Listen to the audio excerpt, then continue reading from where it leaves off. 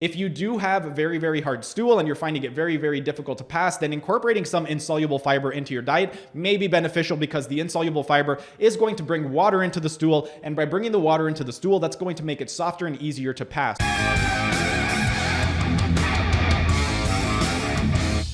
Hey everyone, thanks for tuning in and welcome back to another Sunday Q&A. Today's question is with regard to fiber while on the carnivore diet. But before I start, you guys know the drill. Like the video, subscribe to the channel, hit the notification bell, ding ding ding. And if you don't want to watch the entire video, I will be including timestamps in the description so you can skip ahead to the section that you want. Now onto the actual question. A few weeks ago, I had uploaded a video, and on that video, I got a question from Jeffrey Khan, the descendant of the great Genghis Khan. And Jeffrey asks, you mentioned you were basically eating mostly meat and nuts for the last few years. Are you still incorporating nuts into your diet, or have you completely eliminated them? And if you're not incorporating any nuts into your diet, what are you eating to get your fiber? Well, Jeffrey, that's a really good question, and to answer it simply, no, I am not still incorporating nuts into my diet. Pretty much the last 5 years, what I was doing predominantly was meat and nuts for breakfast, and then whatever cut of meat I had for breakfast, I would also have for dinner, and then maybe once a week or once every couple weeks, I would toss in some vegetables. But since going strict carnivore in March, I completely eliminated anything that is not animal products. So 90% of my diet is going to be animal flesh, so meat, and then the remaining 10% is going to be things like eggs and cheese. But in terms of nuts, I'm not incorporating nuts, and I'm also not taking any fiber supplement. The last few years, I was taking a fiber supplement, and I was basically taking one scoop, which equated to about 7 to 8 grams of fiber first thing in the morning. So between the handful of nuts that I was consuming in the morning and the fiber, I was maybe getting anywhere from 20 to 30 grams of fiber throughout the day over the course of the last 5 years. So I was never a huge person when it came to fiber intake. And one of the reasons why I'm not a huge fiber person is because, as I mentioned in earlier videos, I do have ulcerative colitis, and one of the things with regard to ulcerative colitis is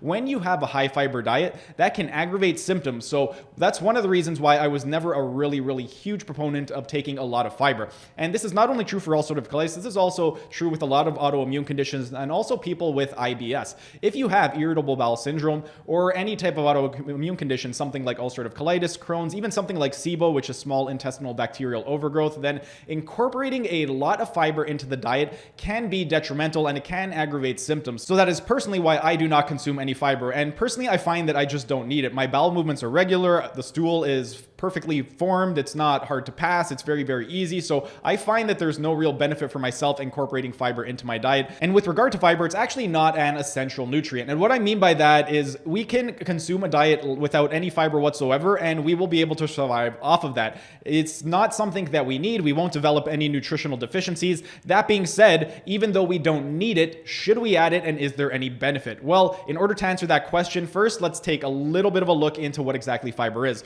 With regard to fiber, we have two different types. We have soluble and insoluble fiber. Soluble fiber, this dissolves in water. Insoluble fiber does not dissolve in water. With regard to soluble fiber, when it does dissolve in water, it's going to form this gel-like consistency, whereas with insoluble fiber, that it's going to bring water into the stool and it's going to make it softer and easier to pass. So if you are the type of person where your stool is very hard and it is very difficult to pass, then yes, there may be some benefit in incorporating fiber into your diet because it will soften up the stool and make it a little bit easier to pass. But if you find that your stool are perfectly easy to pass, you don't have any issue, then it's not something that you actually need. And in fact, prior to the Industrial Revolution, certain populations, if they were living in particular climates, they did not have access to fiber. So they did not consume fiber whatsoever, and they managed to thrive without it.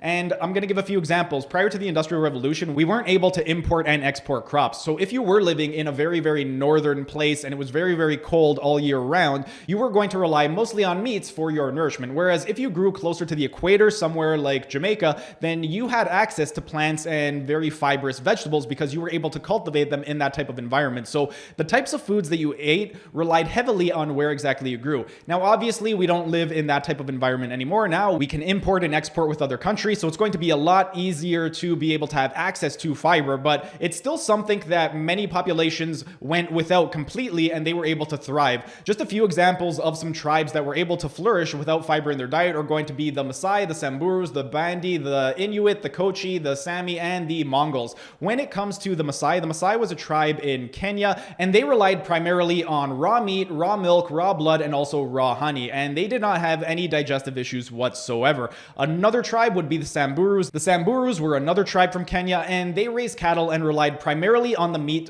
from their herds. And they primarily would herd things like cow, goat, and sheep milk. So those were the primary foods that they would consume. Then we have the Bardi. The Bardi was a northwestern Australian tribe, and they preferred eating the fattiest portions of meat that they could find. In fact, whenever they would hunt animal, they would purposely get the fattiest portion because they believed that that's where most of the nutrition was, and they would consume things like fish, turtles, and also shellfish. And again, they didn't have any issues with regard to digestion. Then we could take a look at the Inuit. The Inuit, group of people that were in Greenland, Canada, and United States, particularly in Alaska because they grew up very, very north. And because they grew up where it was very, very north, they were not able to grow things like very fibrous vegetables, so they had to rely on very, very fatty meats. What they did was they also relied primarily on their own hunting and fishing. And with regard to what they consumed, they would consume a lot of things like whale, seal, polar bear, and also muskox. And with regard to their diet, roughly 75% of their diet was fat, and then the remaining 25% was pretty much all protein. They didn't really get any fiber or vegetables into their diet.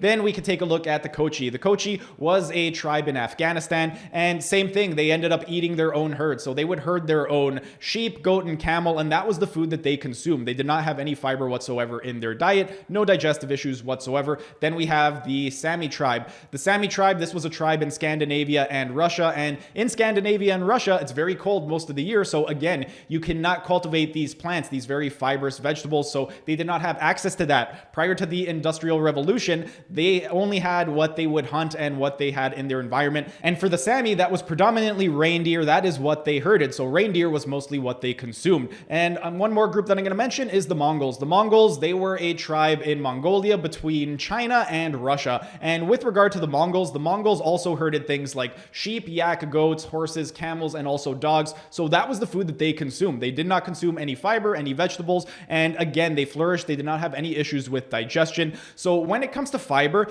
will it benefit you? Should you add it into your diet? Well, it really depends on how exactly you feel. This is pretty much what I say with every video. It all depends on how you feel. Go with what works for you. But with regard to fiber, if you find that you are consuming fiber and is aggravating your symptoms, so for me, because I have ulcerative colitis, incorporating a lot of fiber would not benefit me because it would aggravate my symptoms, even if you have something like Crohn's disease or SIBO. But if you do not have a specific condition, is there any benefit to adding in fiber? Well, that's going to depend. Again, if you do have very, very hard stool and you're finding it very, very difficult to pass, then incorporating some insoluble fiber into your diet may be beneficial because the insoluble fiber is going to bring water into the stool, and by bringing the water into the stool, that's going to make it softer and easier to pass. So if you do have issues with either constipation or if you have trouble passing your stool, then there may be some benefit to incorporating some insoluble fiber. But in terms of whether or not we actually need it, it's not something that is required for us to survive. If we completely eliminate it, we are not going to die. We are not going to develop any nutritional deficiencies.